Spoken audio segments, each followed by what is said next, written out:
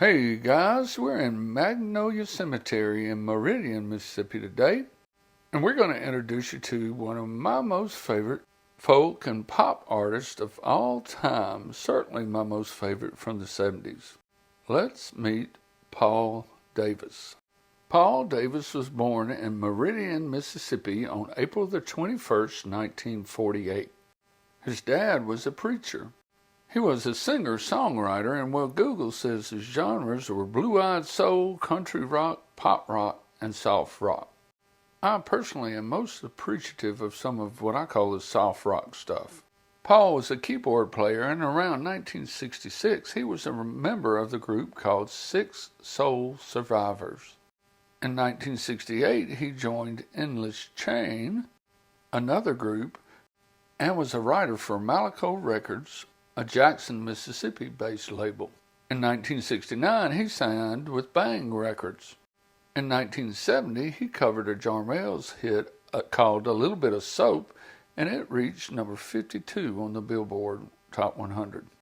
He released his first album called A Little Bit of Paul Davis in 1970.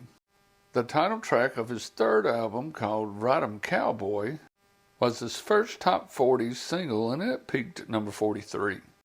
In 1976, Davis had a song called Superstar that reached number 35. On March 18, 1978, Davis's first top 10 single peaked at number 7. It was a ballad called I Go Crazy, and it spent 40 weeks in the top 100. You know, I'm glad I'm getting to find Paul's grave and pay our respects and, introduce his music to my kids. And I hope you enjoyed a little bit today as well. Why don't you boop that like button so we can introduce Paul Davis to others. Paul's follow-up hit was called Sweet Life. And if I don't forget, I'll give you a little sampling of that one on the end of this video. Sweet Life peaked at number 17. In 1980, a song called Do Right peaked at number 23. And Casey Kasem noted the song's religiosity on that week's edition of American Top 40. Paul Davis was still active on Bang Records when the label folded in the 80s. Davis signed with Arista Records in 81 and had a hit called Cool Night, which reached number 11 on the Top 100 and number 2 on the Adult Contemporary. And his 65 Love Affair was a top 10 hit on both charts. Cool Night is supposed to be an example of what's called yacht rock. I don't know about that, but I always enjoyed the song. He had a third hit off that album called Love or Let Me Be Lonely. Despite his success, Davis grew increasingly disillusioned with the record industry and retired from making records in 1983. He did make 2 duets that went to number 1 on the Hot Country Singles chart.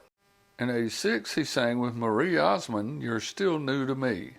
In 88, he collaborated with Tanya Tucker and Paul Overstreet on I Won't Take Less Than Your Love.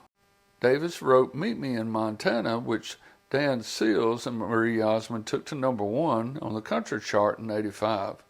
And he wrote a song called Bop, a number 1 country hit for Seals in 86. Paul Davis left the music industry for good in 1988. Paul met and married a girl named Pamela while she was with Bang Records, where he was writing and recording his songs. Jonathan, their only son, had some health issues, and Pamela retired from music to care for him.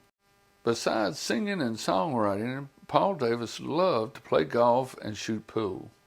On July the 29th, 1986, he was leaving a hotel on Music Row in Nashville with a companion when an unidentified man approached him, demanded his wallet, and shot him in the abdomen. Just one day after his 60th birthday, on April 22, 2008, Paul Davis died from a heart attack right here in Meridian, Mississippi.